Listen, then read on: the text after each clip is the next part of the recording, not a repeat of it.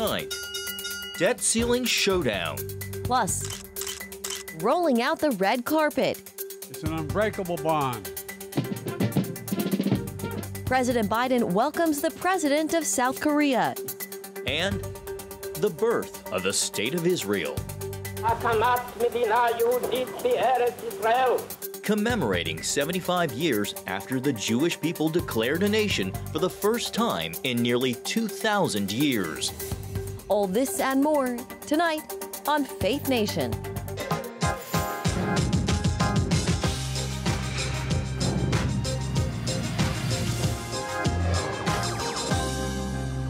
Battle lines in the debt limit debate. Welcome to Faith Nation. I'm John Jessup. And good evening in Washington. I'm Jenna Browder. Well, it looks like a House debt limit bill tied to spending cuts could be heading to the Senate after a vote on the House floor. House Speaker Kevin McCarthy is on track to eke out enough support for his proposal, even with a number of Republican holdouts. GOP leadership put on a united front. We're going to pass this because the alternative is far worse. Don't be fooled. There is no such thing as a clean debt ceiling increase. That's about as dirty as it gets. Passing the bill in the House is only the first of several hurdles concerning this summer's pending debt ceiling deadline. Meanwhile, the stage is set for a 2024 rematch between President Biden and former President Trump. For his part, Trump blasting back at Biden on his social media platform last night on the heels of Biden's re-election campaign announcement. With such a calamitous and failed presidency, it is almost inconceivable that Biden would even think of running for re-election. And it's a matchup almost no one wants to see. According to a new NBC News poll, 70% of Americans say Biden should not run. 60% of Americans say Trump should not run. In a rare press conference, the president responded to growing questions about his age. I can't even say, I guess, how old I am. I can't even say the number. It doesn't register with me. And but the only thing I can say is that one of the things that people are going to find out is they're going to see a race, and they're going to judge whether or not I have it or don't have it. And here with us now is Nathan Gonzalez, editor and publisher of Inside Elections and a Faith Nation contributor. Nathan, with the debt ceiling bill, what are the sticking points on both sides for Republicans and Democrats? And ultimately, what's the goal if the bill really has no chance of passing the Senate? Well, the goal appears to be always gaining the upper hand politically. There are different goals depending on which side of the aisle. Republicans want to use this as an opportunity to decrease government spending. Democrats are more focused on avoiding a default with our nation's credit and raising the debt ceiling.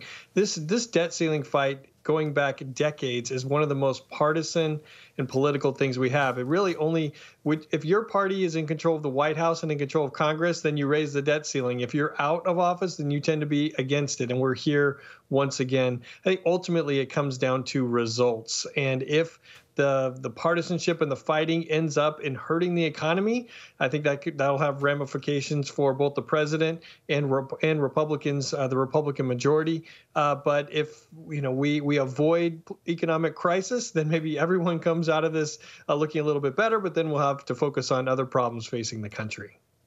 Yeah, Nathan, let's talk about 2024 and the race for the White House. It's coming into a clearer view at the moment.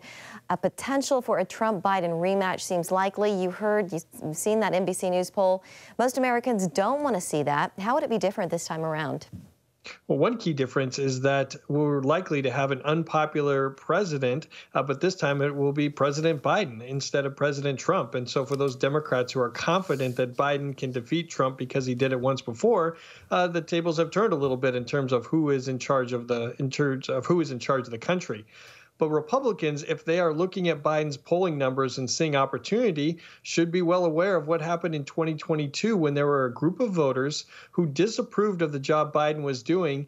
They were looking for a change, but they looked at the Republicans and they said, no, we're not comfortable going that direction. We'd rather stick with Democrats. So both sides, there are risks to backing the same nominees that we had last time. There are risks for both parties. It's not just the candidates who at this point look the same. You say the 2024 battleground map also looks familiar.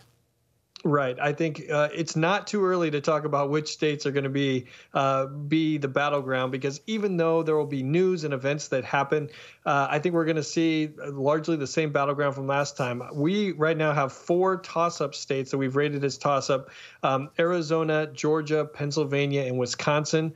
Biden won all 4 of those very narrowly in 2020. I think whoever becomes president in 2024 is going to need to win 3 out of those 4 states once again. Another name entered the field today for the race for the White House, former Arkansas Governor Asa Hutchinson. Your thoughts on that, Nathan? Well, I think for Governor Hutchinson or anyone, they have to think about, what is my unique selling proposition? What's unique? And when you see Governor Hutchinson, you're like, well, here's a conservative white Republican governor, and I'm not sure what he's bringing to the table that's unique. That's going to be his challenge in breaking through those candidates who are already taking up most of the oxygen, whether it's Trump, DeSantis, Nikki Haley, and others. Nathan, just a quick second, but do you think he's angling for maybe a position in the cabinet? Well, I mean, it's hard to know exactly what all the motivations are, but you can lose a race in the right way and position yourself for something else down the line. So that might be a good fallback position if he doesn't indeed win. All right, Nathan Gonzalez of Inside Elections, thank you so much. Thank you. No problem. Good to see you both. Well, the President and First Lady host their South Korean counterparts tonight at the White House for an official state dinner. Today, in a welcome ceremony at the White House, President Biden honored the 70th anniversary of the alliance between the U.S. and the Republic of Korea, emphasizing the strong ties between the two countries ever since the Korean War. It's an unbreakable bond, forged in bravery and the sacrifice of our people, sanctified by the blood of American and Korean troops who fought and defended liberty. And the meeting comes in the face of increased aggression by North Korea and a new agreement between the U.S. and South Korea to cooperate on nuclear weapons. Seoul now set to play a central role in strategic planning for the use of nuclear weapons in any potential conflict with North Korea. In return, South Korea has agreed not to pursue its own arsenal of nuclear weapons. Another American has been confirmed dead from the violence in Sudan after a tenuous ceasefire brokered by the United States. The conflict between rival military factions has sparked a mass exodus of foreigners. Some 16,000 Americans, many dual nationals, were still in the country at the peak of violence in Northeast African nation. Heavy combat centered in the capital of Khartoum has decreased since the latest ceasefire started, and the United States says it is in direct contact with both heads of the warring parties. And joining us now is Hussein Abdul Hussein. Hussein, thank you so much for coming on Faith Nation tonight. It's great to have you. So since you were last here a few days ago, the U.S. has officially evacuated the embassy, and thousands of Americans are now fleeing the country. Today, an American was killed during this U.S. brokered ceasefire, as John mentioned. Is there an end in sight to this conflict? I don't think there's an end in sight. I don't think anyone believes that there's an end in sight. It's not only us who are trying to take our citizens out of Sudan. Other countries too are rushing. I think even the local Sudanese are getting on the first vehicle they can find and go anywhere outside of Khartoum. So it's chaos, and everyone is trying to just get out of the fighting. Hussein, there's a Washington Post exclusive that points to Russian mercenaries closely linked with Sudan's warring generals. How high are the stakes of the United States' involvement in Sudan to become a stable democracy as both China and Russia continue to make inroads in the African continent? Well, the case of the Russian intervention is a case of birds of a feather. You see Russian militia connecting with the Sudanese militia. And what's common between these two is that there's no organizing principle, there's no national sovereignty, there are no national interests that they are trying to defend. All what they do is to act as mercenaries and commit racketeering and other illicit activity through international borders. So this is the kind of Russian intervention, and it's been going a while, since even before the outbreak of violence between the different parties in Sudan. Does this threaten U.S. and Western interests in Sudan? I think at this point, the situation is still in limbo. And while we can't say that we have enough leverage inside of Sudan. I don't think the Russians or the Chinese have enough leverage. I think at this point, what we see is local fighting. There's no end game. None of the parties have cited any goals to end the fighting or to reach an end to the whole battle. So until then, I think we will just see people just each party trying to pick a favorite inside of Sudan. Another Washington Post report from the Discord leaks points to instability in Sudan's western neighbor, Chad. Is Chad quickly devolving into the next Sudan?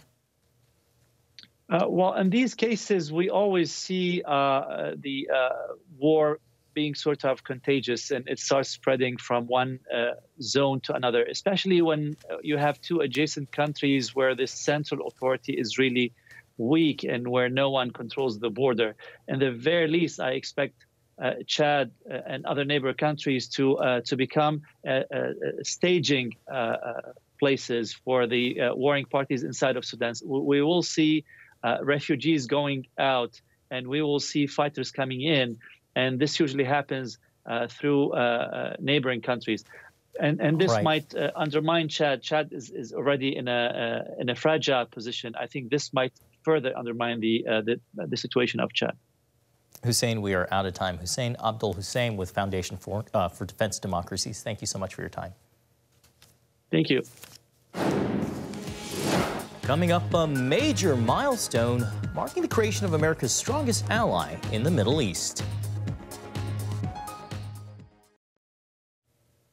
Welcome back. 75 years ago, a declaration signed in a Tel Aviv art gallery changed the world forever. Against overwhelming odds, the State of Israel was born.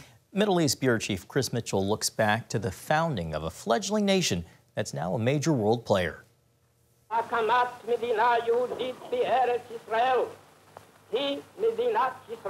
Here in Independence Hall on May 14, 1948, David Ben-Gurion declared the birth of the modern State of Israel. For the first time in nearly 2,000 years, the Jewish people had a nation. He chose the words, "We hereby declare the establishment," it says here, "of a Jewish state in the land of Israel to be known as the State of Israel." This was the birth of a Jewish state. As for all Jews, Ben-Gurion was standing here as the voice of 11 million Jews around the world who had no voice, who had no address, and nowhere to go to. Isaac Dror's mission here is to ensure the story of Israel's beginning remains alive and continues to spread. It was promised to us by God. We are the only people in the history of the world that live on the same land, speak in the same language, and believe in the same God more than 3,000 years. From a biblical perspective, many see Israel fulfilling the prophecy in the book of Ezekiel, where the dry bones of the Jewish people come to life after 2,000 years of exile. Organizations like the Jewish Agency help lay the groundwork for that 2,000 years in the making Jewish state. The Jewish Agency was the lead organization in establishing and giving birth to the modern State of Israel. The whole purpose of establishing the Jewish Agency was to, on the one hand, unite the global Jewish people and to bring the global Jewish people in front of the British mandate to be the organization that would lead and establish a national home for the Jewish people in the land of Israel. To fully comprehend the miracle of the country's birth, consider that it happened in the shadow of the Holocaust, or Shoah in Hebrew, when the world learned how Nazi Germany murdered 6 million Jews. When you understand that only 3 years after the end of the Shoah, the lowest point the Jewish people reached in its exile, we started our redemption process and we regained our independence after 2,000 years of terrible events. Well, if that's not a miracle, I don't know what a miracle is. Even so, Dayan dispels one myth about the connection between Israel's beginning and the Holocaust. Israel was not established because of the Holocaust. Israel was established in spite of the Holocaust. Israel would have been a much robust, greater, secure, successful country if there were additional 6 million Jews and their descendants in the world. But Israel is the guarantee that there will be no other Shoah for the Jewish people. Now, after 75 years, Israel maintains its safety and security with one of the most powerful militaries in the world. Then it was small units of very patriotic people, some of them Holocaust survivors who just came off the boat from Europe, put on IDF uniforms and joined battle and defended Israel in 1948 against 6 Arab armies. Today, we are a highly organized, developed, and well-funded military, perhaps the strongest in the region, that enjoys a significant technological advantage over all of our enemies. Israel is also an economic miracle. This tiny country with less than 10 million people has the highest concentration of new businesses per capita in the world, earning it the nickname of Startup Nation. John Medved, founder of Our Crowd, a venture capital investment company, showcases these accomplishments at his annual Investor Summit. This is what Israel is supposed to be doing, right? If Israel wasn't the startup nation, so what are we going to be? Okay, I'm sorry, this is our destiny. Our destiny is to create. Our destiny is to, fix the world. And we're just a little people, we make a lot of noise. But I think that most Israelis, whether they wear a yarmulke or they don't wear a yarmulke, view this as a spiritual undertaking, that we're doing this not just to make money, but to do good. Yet throughout its history, Israel has faced nearly insurmountable odds. Just hours after Ben-Gurion declared the state, 6 Arab nations tried to drive it into the sea. While it survived, Israel would be challenged again in the 1967 Six-Day War and the 1973 Yom Kippur War. After thousands of years in exile and 75 years as a country, Israel stands despite enemies within, along each border, and beyond. It's a modern miracle. The rebirth of the Jewish state against all odds, a people that were left for dead, that had been dispersed to the four corners of the earth, and you saw the ancient prophecies fulfilled, where you had the ingathering of the Jewish exiles, the restoration of Jewish sovereignty in modern times, against all odds. Former Israeli ambassador to the U.S. and now Strategic Affairs Minister Ron Dermer tells CBN News this miracle can be seen unfolding throughout the nation. And you're seeing that happen wherever you go in Israel, whether it's in Jerusalem and Tel Aviv, and you saw all the ancient history, and then you see the startup nation. You go north, south, east, and west. Israel is a modern miracle. It is the greatest miracle of the 20th century and maybe the greatest miracle of the last 2,000 years. Chris Mitchell, CBN News, Jerusalem. A new law in some states would allow teachers and students to study the Bible in schools. When we come back, what that means for the separation of church and state. Welcome back. Students studying the Bible in school, lawmakers in Texas and Louisiana are pushing legislation to make that a reality. CBN's Billy Hollowell introduces us to one organization finding a way to bring Jesus to public school kids every week. With all the talk about issues between parents in America's public schools, students across Pennsylvania are learning about Jesus in the Bible thanks to the unique approach of Bible to School. Well, Bible to School is a 40-year-old nonprofit organization, and we equip parents, moms, dads, grandparents, to teach the Bible to public school kids during their school day. That means typically over lunch and recess. Kids are bused to churches or other locations during these periods to learn Bible lessons before heading back to their public school classroom. Remarkably, Penny Packer says the program is where a majority of the students learn about Jesus. It's amazing because most of the kids we reach in the public schools have no church at home. There's a very high percentage, 60% of our kids, over 60% of our kids have no church home. So we're teaching them about Jesus for the very first time, many times. You might wonder how Bible to School can make this happen during the school day.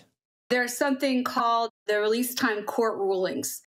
And this was from back in 1914 when the Bible actually used to be a reader in school. Everybody had one, think Little House on the Prairie. And then around that time period, they took the Bible out of school. But they had these release time rulings that said you can release kids from school, maybe 1 hour a day.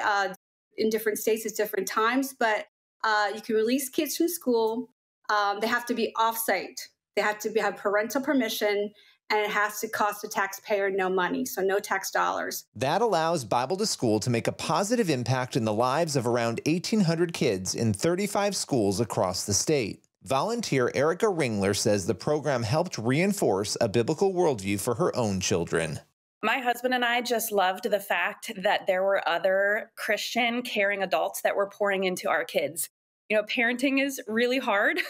And as they get older, just knowing that there were other adults that were reinforcing the same truths that we were teaching at home, and that they were hearing that again at church and at Bible to School. Parent and fellow volunteer Meredith Steidler helped start a program in her own community. For her, in addition to Bible lessons, the classes can help counter the negative messages culture sends to children. They're just inundated with so many lies and so many worldviews and so many hard things that they might even be going through themselves.